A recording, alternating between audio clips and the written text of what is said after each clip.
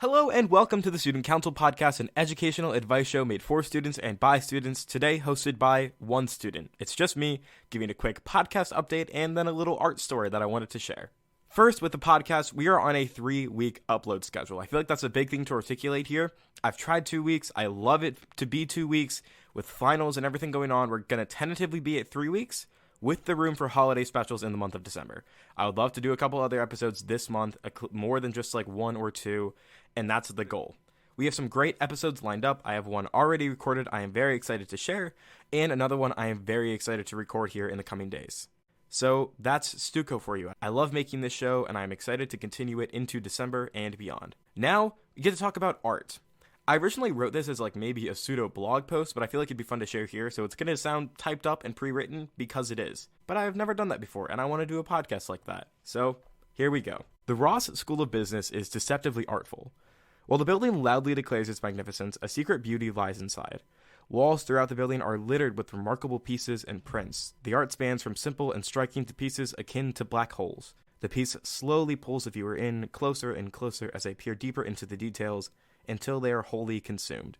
My eyes were recently opened to the art museum I study within by a Ross faculty member who, upon meeting her in a different artistic setting, a first-year business student and faculty mingling session in the U of M Museum of Art, directed a friend and I to a piece in the basement known as the Sodbuster. The Sodbuster is by artist Luis Jimenez, and I've attached photos in the description of this episode.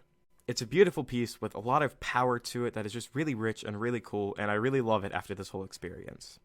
After seeing the piece, I now hold a hyper-awareness of the masterpieces around me. One such hung above the water fountain beside the Starbucks on the main floor of the building.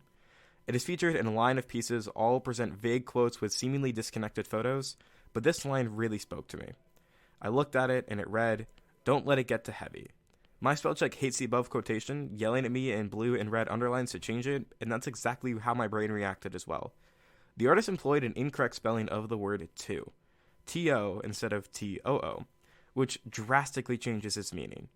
While it could be a lucky mistake that managed to sneak behind glass, life is often much more interesting if the mistakes are read as intentional.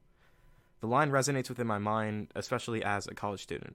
Often I play a game of chicken with my commitments, and I either swerve out of the way and have to drop an activity, or the event blasts into me, slamming me off my feet and knocking over my schedule.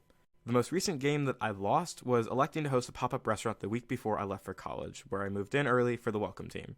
While the pop-up and move-in teams were both wonderful experiences, they brought a lot of great memories, they drained me far below my fill line.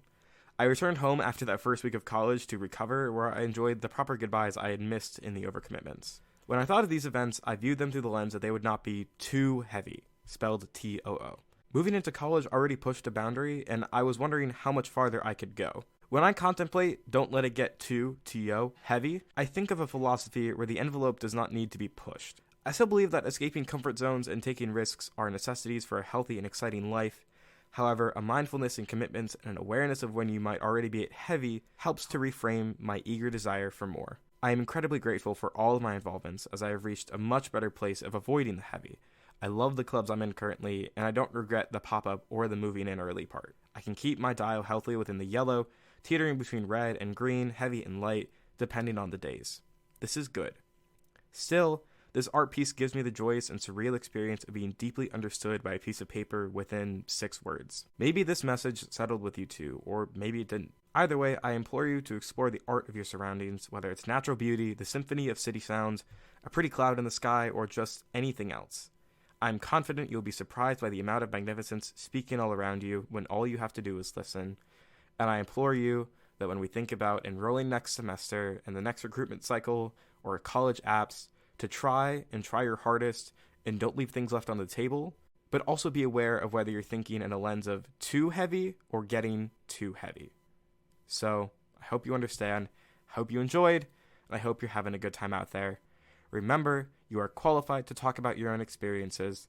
I wish you the best of luck and the best of times in all of your endeavors. Best here from the Student Counsel, Curtis Dvorak. I will see you around. And the council is adjourned.